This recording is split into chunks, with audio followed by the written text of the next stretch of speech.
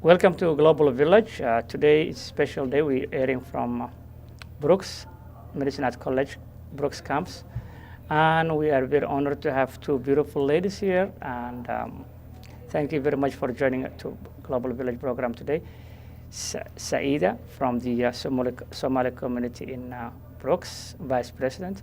And also Shala, she's the ESL coordinator for the Medicine Hat College, both the campus and also Medicine Hat College, the main campus. Welcome to the program. Thank you. Thank you for having us. Shala, you want to tell us a little bit about yourself? I am an immigrant, moved to Canada about 14 years ago. It's been some time.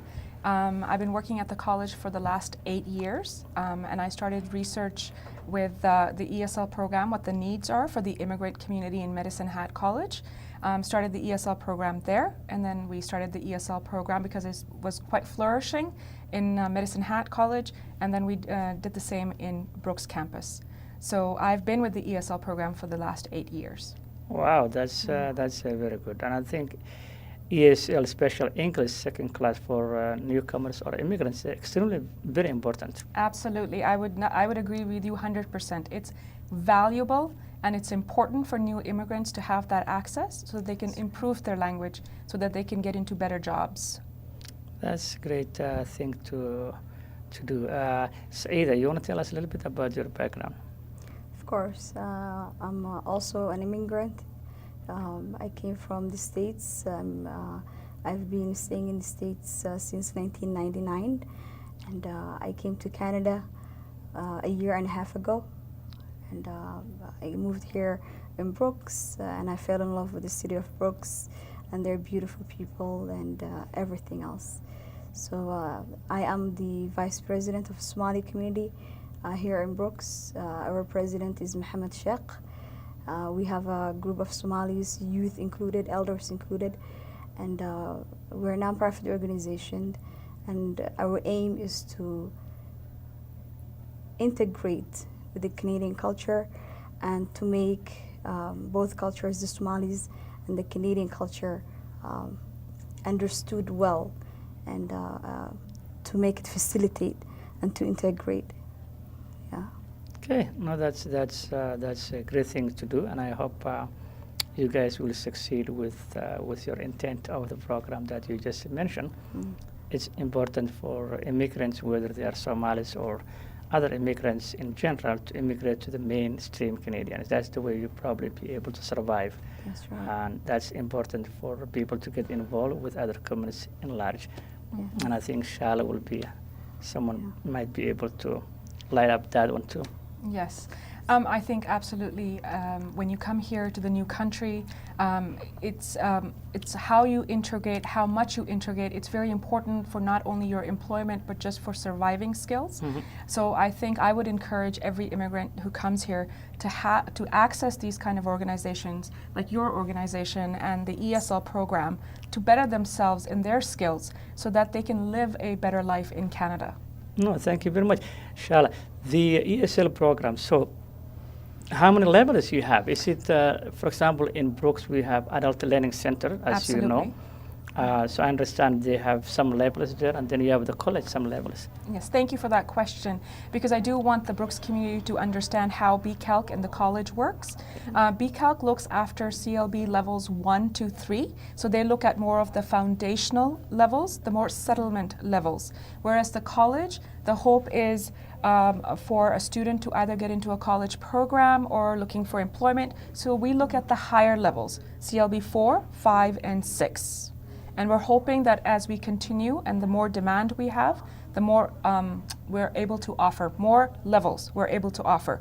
But we offer about 7 sections right now, 4 in the morning, 3 in the evening. So we're actually catering to 105 students.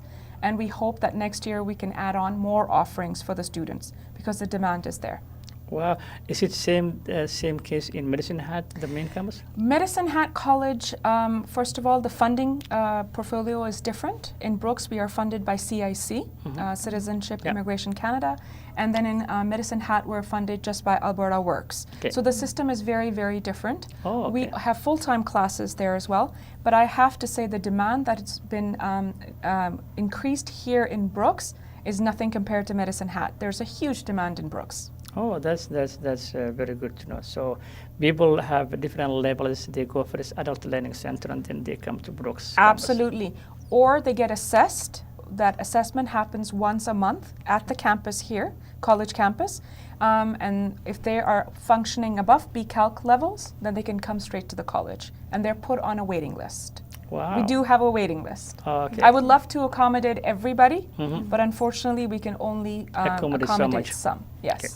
So the assessment is done every month. Absolutely. Okay. And that is done by an outside assessor Mhm. to make sure that the process is very transparent. Mhm. And so you can call the front desk at the Medicine Hat College Brooks campus and find out what the date is every month. Because one of the main things that I always seen with immigrants, for example, you see a lot of immigrants who graduated, have degrees from back Absolutely. home, with their own, Absolutely. degrees from home. One of the things that either they go through back to the assessment of their degree. Would you suggest, for example, them, for example, if they are non-speaking English, for example, country, to come back to the college and then assess their English so that will help them down the road? Absolutely. Now, I do provide information to immigrants who come with credentials, previous credentials, professional credentials from back home. Yeah. And we do provide that service. Now, if those students are from non-English speaking countries, then they have to have the language skills. They will have Okay. to start whatever level they are at. However, they might not have to do math and science depending on what degree they're looking for or what employment they're going for. Oh. For case, myself, when I came here, I came with professional credentials, and then I got them assessed. But what was in favor for me was the English skills, because the official language in Pakistan, that's where I'm from, is in English. Okay. So I think I was favored that way. Okay. However, I still went through the assessment, the Canadian assessment Yeah. process. Yeah. But those who are coming with professional credentials, we still give credit to other subjects. Okay. Absolutely. I don't think that we should dismiss what they're bringing in, the skills that they already have. That's very So- good to know. Absolutely. So if they can get in touch with me and I can maybe just direct them and maybe even refer them where they can get the help that they need. Okay, well, those who are watching the program, please call 403-362 1677 1677 and and ask, ask for Shala. Shala. Yes. Yep. Or call the main campus and ask for Shala. Yes. I think that's a very good information most of these Absolutely. people might need, because the bottom line is if someone have credential from back home, Yes. I think they have to do whatever they can Absolutely. to continue to use that credential for the success Absolutely. of this. And it's a two-way street, not only for them, but I think at the college too, the recognition that these people who are coming in with skills, Yeah. that we should actually utilize those skills. So absolutely, I'm in favor of that. I would do anything that I can to help them, to refer them, or give them information. And the community at large will benefit their Absolutely. Yeah, their stuff. Absolutely. No, that goes both ways then. Absolutely. No, that's very good to know. I think that's a very good information. So, Saida, getting back to your case is, what is the reasons behind of forming the organization, of the Somali Canadian organization, for example? Thank you for your question. The reason to form a Somali Canadian organization, it is because of the need. Somalis here and most immigrants here, there's a language barrier, as Shala has mentioned. There's a need for education. There's a need for, the need is huge. There's a need for medical interpreting. There's a need for translating documents. There's a need, so the need was very huge. There's a need for them to understand the rules and regulations of Canadian life, and for them to understand that, okay, you came here, for a better life. Here's the rules. Here's the regulations. Here's what to do. So there's a huge need. So we saw that need, and that is why we came together, and we thought, okay, we have to have a nonprofit organization for Somalis, so we can at least have a place of meeting to share our ideas, to talk about our community problems, such as that language barrier, such as the fact that people are, for instance, driving in class 7 and they don't understand the importance of having a full licensed driver next to them. So there's a lot of awareness that's needed. There's a lot of awareness, and they cannot have awareness because of the language barrier. So we're there to facilitate. We're there to connect them to resources. The ESL program, the PCOC, that Shala and other wonderful people are heading, for us to connect them to BCIS and the things that they do, for us to connect them to SPEC and the things that they do, and for us to be the first help for them in terms of understanding their problem, because we're from the same culture. We know where their pain is coming from, where their problem is coming from. So that is why Somali Canadian Community Association here in Brooks was needed so badly, and that is why we have created one. Yeah, but the one of the issue of the program is, for example, of the idea of building an organization. Yes. Also needs to have a partner with other organizations. Yes. To build capacity building for those who doesn't understand what the organization is all about. There is a misconception of people might think that, you know what, you creating an organization for a personal benefit. Mm-hmm. That's the myth of most of the immigrants. People might think that, you know what, because these guys wanted to make money out of the organization. Mm-hmm. So that's a huge issue when it comes to capacity building for those people who doesn't understand how the real world works. Yeah. Different from back home mentality. Of course. If somebody wants to make money, Yes. organization is taxpayers' money. So it's not the idea is not to make money. The idea is to help someone. So that alone needs to give people the opportunity to understand what is an organization is all about before even you explain to them how to use class 7 or class 5. Yes. They have to understand what is the organization is all about. The organization is to help them achieve their need. That's right. Thank you for your question. We have made an effort and awareness already.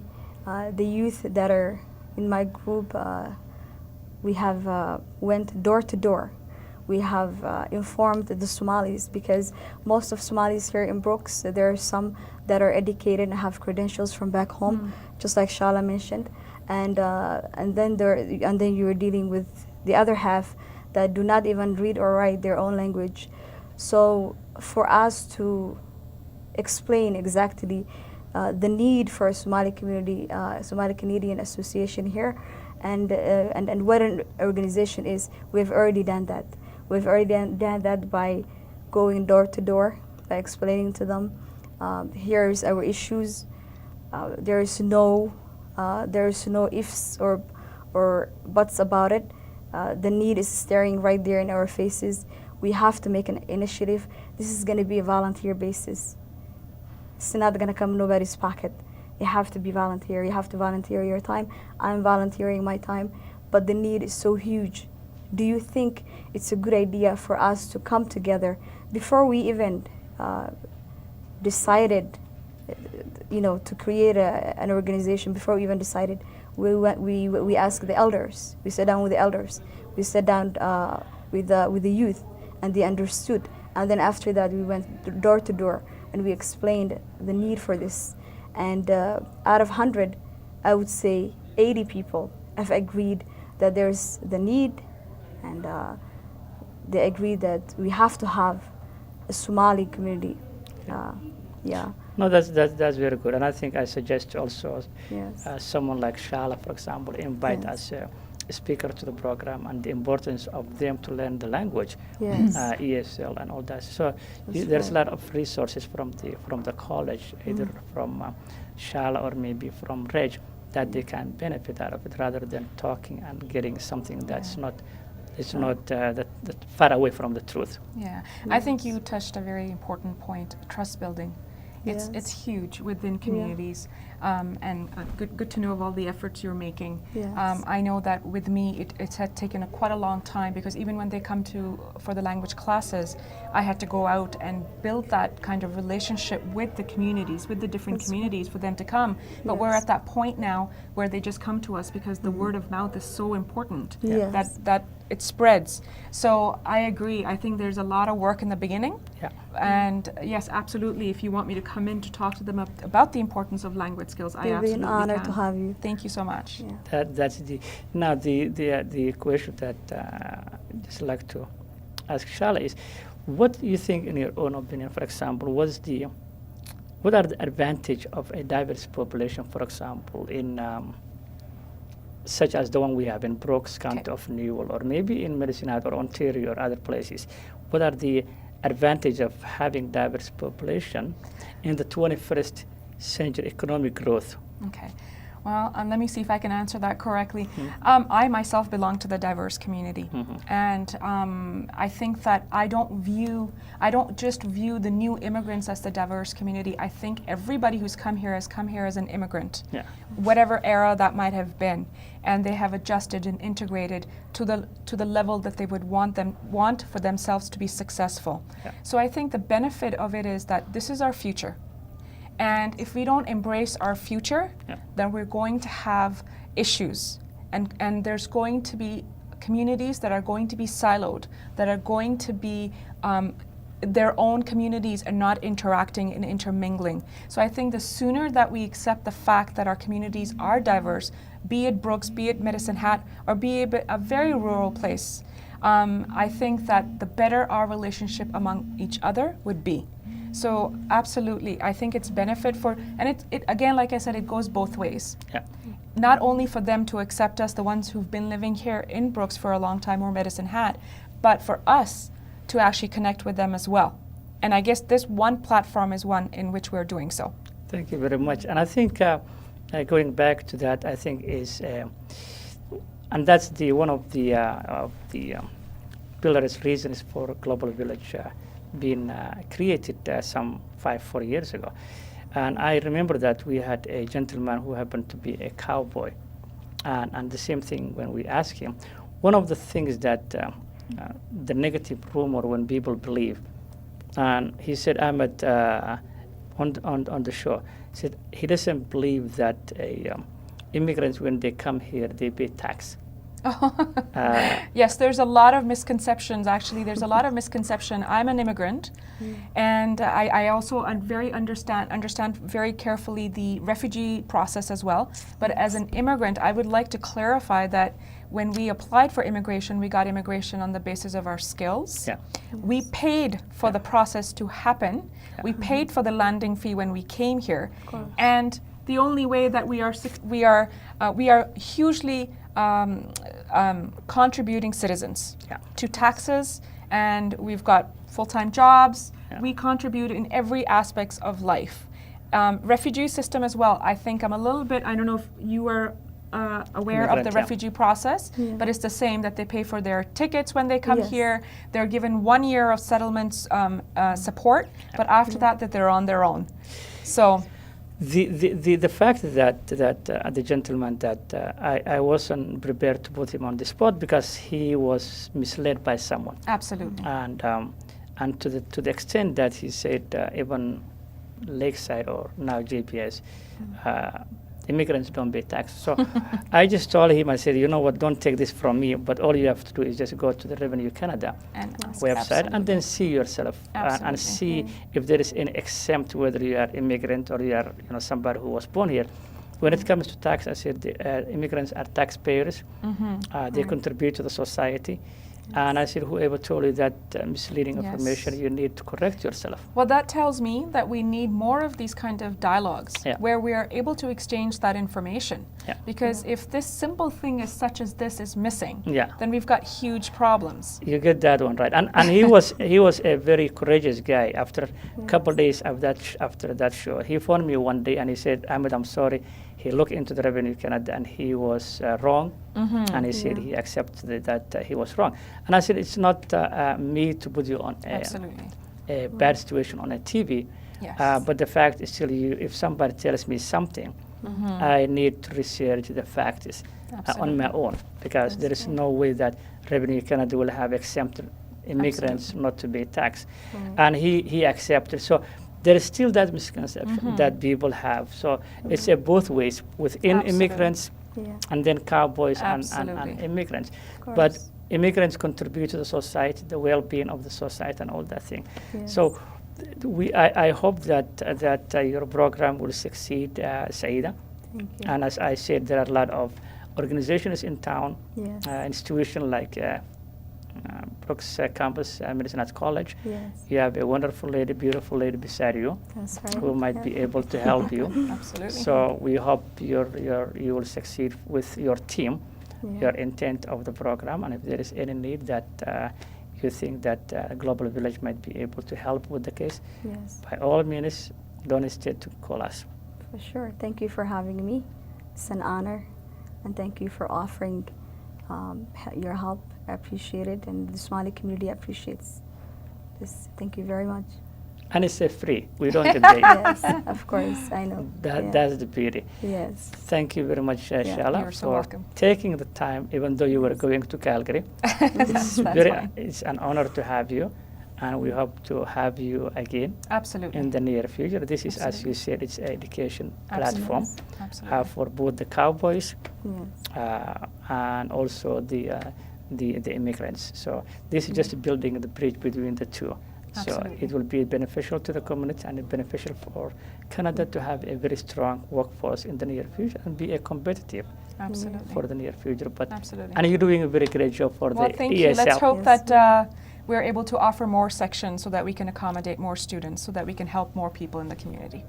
Let's hope that one, and I'm sure that you're going also for that Southern Alberta in September. Yes, I 18, yeah, which they asked me to come and give them presentation, Okay. and I will also be coming. So probably we'll see you there also. Absolutely. Thank you very much, Saida, you. for coming to the program, Thank you for and having we wish us. you good luck. Thank you. Yes. Thank you Thank very you. much. Thank you so to much, have you. Anna. Thank you. And you. we want to have you again. This is the end of the program of Global Village today. We are airing from Brooks Campus Medicine at College, County of Newell. I would like to take the opportunity and thank City of Brooks, County of Newell, and Medicine at College for the continuing the program to support. And this is where the East meets the West. If you have any questions, any ideas, please don't hesitate to send us an email or give us a call. Thank you very much, and I hope you will join us next time. Until then, God bless you all.